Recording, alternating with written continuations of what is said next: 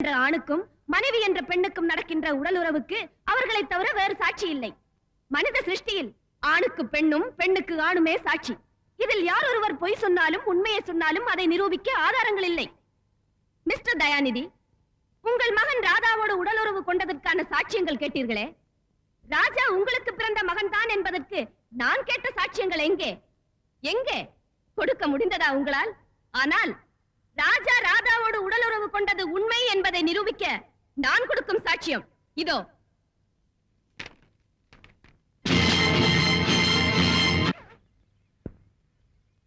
நம்ம காதல் சின்னம் அவமான சின்னமாக கூடாது.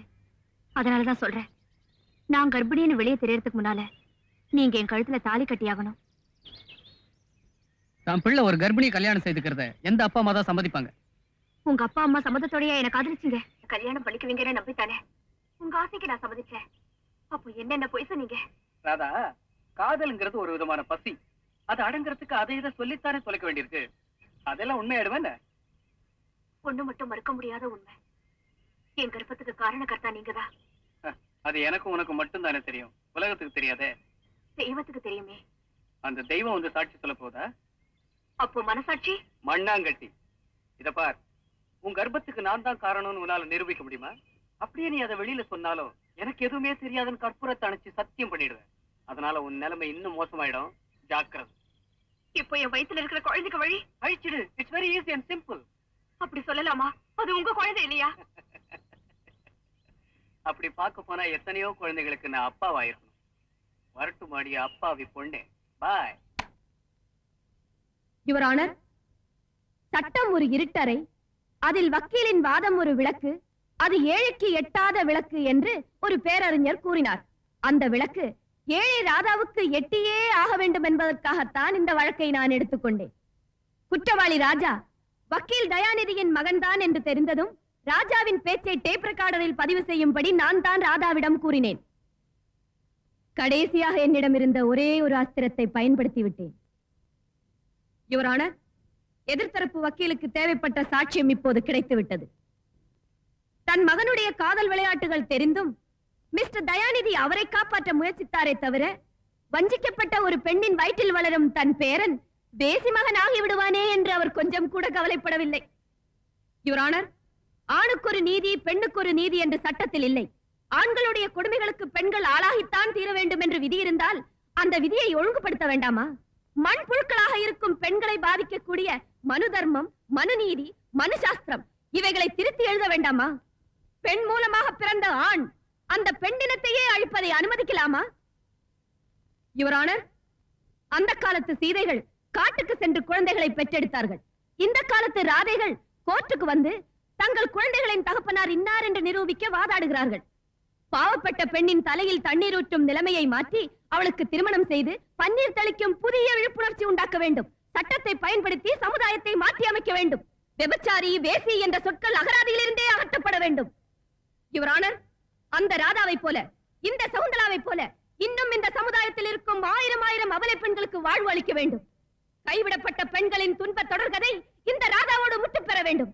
அப்போதுதான் அபலைகள் இருக்க மாட்டார்கள், அப்பன் பெயர் தெரியாத அனாதைகள் இருக்க மாட்டார்கள். யுவர் ஆனர், வாதியின் வக்கீல் என்ற முறையிலும் வஞ்சிக்கப்பட்ட பெண்களில் நானும் ஒருத்தி என்ற காரணத்தாலும் கனம் கோட்டார் அவர்களை கைகூப்பி கேட்டுக் கொள்கிறேன். நிரபராதியான என் கட்சிக்காரருக்கு நீதி வழங்குங்கள். நிர்மலமான அந்த இளம் பெண்ணுக்கு வாழ்வு கொடுங்கள். அவள் வயிற்றில் வளரும் பூந்தளிரை புனிதப்படுத்துங்கள். Your honour, புனிதப்படுத்துங்கள்.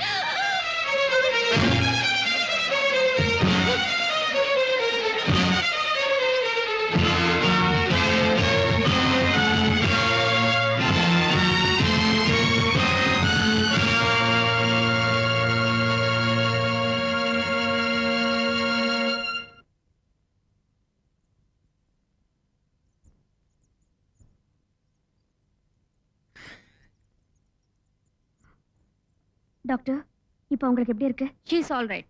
நல்லா ரெஸ்ட் எடுத்துக்கணும். போய் பார்க்கலாமா? ஓ எஸ், போய் பாருங்க.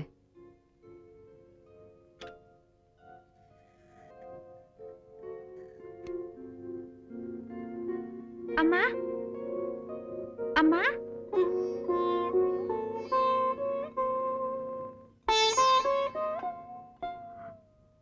அம்மா, எனக்கு ஒண்ணும் இல்லம்மா. ஐ அம் ஆல் ரைட். நீதிமன்றத்துல உன் விதி நிர்ணயிக்கப்பட போகுது. தீர்ப்பு என்னன்னு தெரிஞ்சுக்கிறதுக்கு நீ அவசியம் கோர்ட்டுக்கு போகணும். சரிம்மா. மிஸ் ராதா ஒரு மைனர். மிஸ்டர் ராஜா அவருடன் உடலுறவு கொண்டு தாய்மையடை செய்தார் என்பது தகுந்த ஆதாரங்களுடன் நிரூபிக்கப்பட்டிருக்கிறது. ராதா தன்னை மணந்து கொள்ளும்படி மன்றாடியும் ராஜா மறுத்திருக்கிறார். இந்திய குற்றவியல் 420 பிரிவின்படி குற்றவாளியின் குற்றம் ஊர்ஜிதம் செய்யப்படுகிறது. ராதாவை திருமணம் செய்து கொள்ளும்படி நீதிமன்றம் ராஜாவுக்கு ஆணையிடுகிறது. Order, order. மறுத்தால் அவர் 6 மாத சிறை தண்டனை அனுபவிக்க வேண்டும். ராஜாவை மணப்பதோ மறுப்பதோ ராஜாவின் விருப்பத்தை பொறுத்தது. அவருக்கு பிறக்கப் போகும் குழந்தை சட்டப்படி ராஜாவின் வாரிசாகும். இந்த வழக்கில் வாதியின் சார்பில் பெண்ணினத்திற்கு தேவையான நல்ல கருத்துக்களுடன் வாதாடிய திருமதி சகுந்தலா தேவியை நான் பாராட்டுகிறேன்.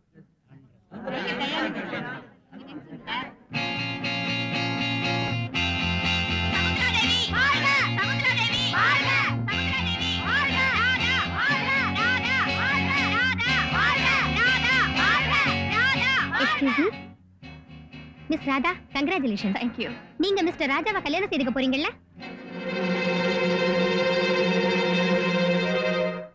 நிச்சயமா இல்ல. பின்ன ஏன் கேஸ் போட்டீங்க? என் வயித்துல இருக்கிற குழந்தைக்கு அப்பா யாருன்னு எல்லாருக்கும் தெரியணுங்கிறதுக்காகத்தான். நான் வரட்டுமா? இன்னும் ஒரே ஒரு கேள்வி. I am very sorry. Shakuntala அம்மாவை பாக்கிறதுக்கு நான் உடனே ஹாஸ்பிட்டலுக்கு போகணும். வரேன். ஓகே. ராஜா, வா போலாம்.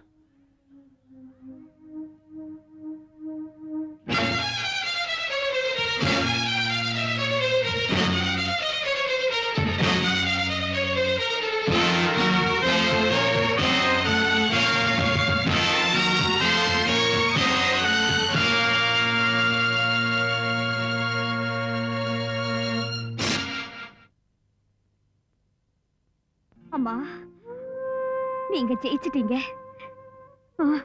இல்லம்மா, நீதான் ஜெயிச்ச. ராதா, உன் விதிய மாத்தி எழுதுறதுக்கு கடவுள் என்ன வச்சிருந்தாரு. ஆனா என் விதிய மாத்துறதுக்கு யாருமே இல்லாம போயிட்டாங்க. God bless you.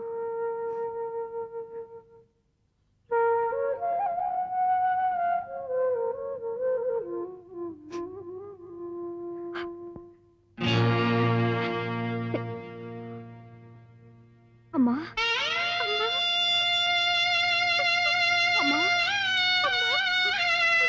அம்மா,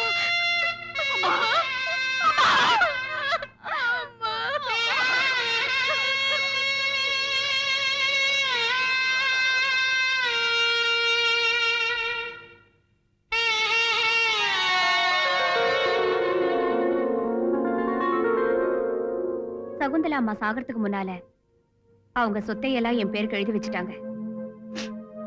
அவங்க ஞாபகார்த்தமா இந்த பள்ளிக்கூடத்தை நடத்திக்கிட்டு இருக்கேன்.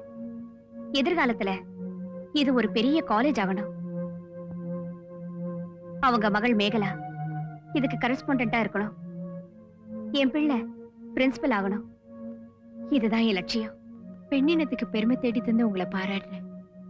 அதே சமயத்துல இப்படி ஒரு கெட்டவரை கணவரை அடைஞ்சதுக்காக நான் வெட்கப்படுறேன்.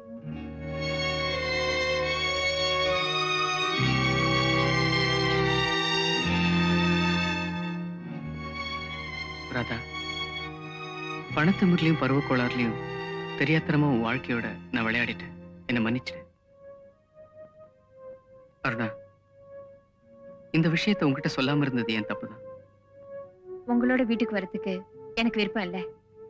அப்படி சொல்லக்கூடாது அருணா. என் விதிக்கும் உன் வாழ்க்கைக்கும் சம்பந்தம் இல்ல. அவர் உன் கணவர். சந்தோஷமா வீட்டுக்கு போ. Good bye.